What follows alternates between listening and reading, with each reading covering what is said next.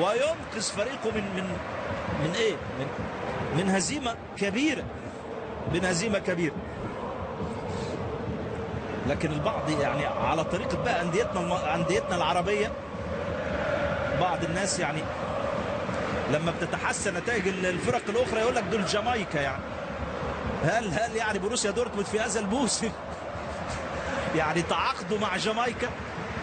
على طريقه بعض الانديه العربيه عندما يعني يفوز نادي على نادي يلجئ هذا الامر طبعا او يعزي هذا الامر لامور اخرى لا علاقه لها بكره القدم. مأساة والله بنعيشها طبعا في يعني بعض من دورياتنا. حديث يعني قد يضحك البعض لكنه قد يبكي الاخرين. هذه كرة من جديد خارج الملعب، رمي التماس لمصلحة ليفركوزن اللي كان رابع الدوري في الموسم الماضي، بينما دورتموند كان سابع الدوري وبشق الأنفس وصل لأن يلعب في بطولة اليوروبا ليج.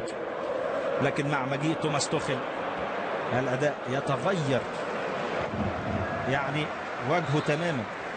لو شفنا التدعيمات للفريق يعني ادي كاسترو ينزل الان، جونسالو كاسترو اللاعب السابق لفريق باير ليفركوزن بينزل الان في صفوف فريق بروسيا دورتموند بدلا من اللاعب بيير إمريك أوباميانغ صاحب الهدف الثالث في هذه المباراة واللاعب اللي وصل بعدد اهدافه بعد 5 مباريات.